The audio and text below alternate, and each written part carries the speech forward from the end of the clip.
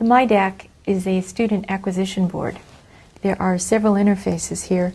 Along the side is an interface for the digital multimeter, or DMM. There's audio jacks, and there's also an interface here that you can use for connecting to a proto board or other electronic circuits. Now, to use the digital multimeter, or DMM, you need to connect. You can connect it separately for voltage or current. I've got it connected right now for these two for voltage. And these are the probes. If I wanted to measure a resistor, for example, measure resistance, I can connect it up here for either voltage or for resistance and just press probes along there, just so that they make contact. And to actually run the software, we come over and we launch it. The launch is the Elvis instrument launcher. This has to be downloaded first and installed. The DMM is the digital multimeter.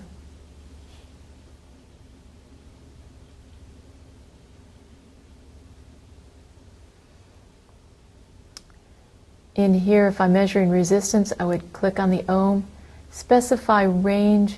It's probably good to specify within the range of what you're looking at. So say if I'm expecting something in the range of 20 kiloohms, then I want to press the run. Then when I press the resistor along the side, I am going to measure 0.12 kiloohms. Let me go ahead and stop that one. Along the other interface, there's a lot of different things that you can hook up.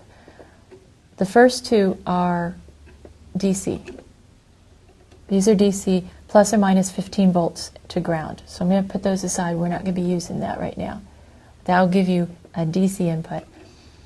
The analog output, we've got two possible channels. And just for simplicity, I've colored all the grounds and low voltage to black here, and all the higher voltage to red. So this is an analog ground, and this is a signal that I can use with the function generator. So I can generate a signal, and this would be channel 0, so it's hooked up to 0. So the low side I would hook up to the ground, and the high side of my circuit I would hook up to the channel 0. These over here are inputs, analog inputs, AI. It's limited to plus or minus 10 volts. And I've got two channels, 0 and 1.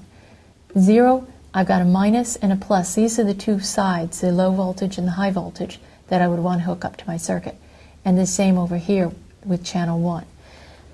If I look at the screen, the corresponding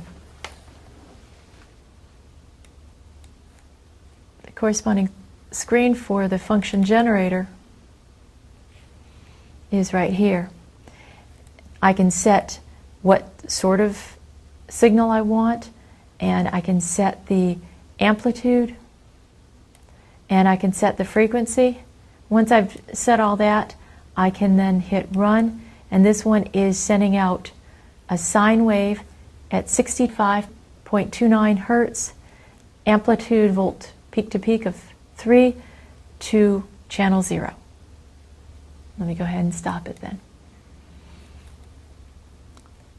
To look at the scope, that's the analog in.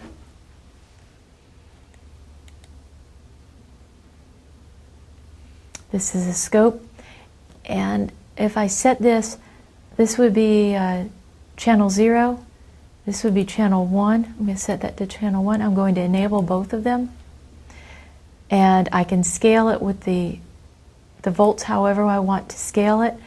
The time division is the horizontal axis. How many? This is 2 milliseconds per division here, and right now it's at 1 volt per division. So this is 1 volt in this direction, and in this direction it's 2 milliseconds.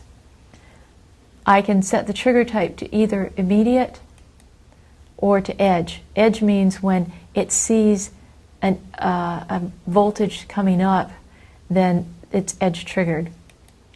or immediate means that it just sees and it records whatever you're sending in at any given time. Acquisition mode, you can run once or run continuously. We'll set it to run continuously, and then you can run it. Now in this particular case, I don't have the scope set up to anything in particular, but I'm measuring 2 channels.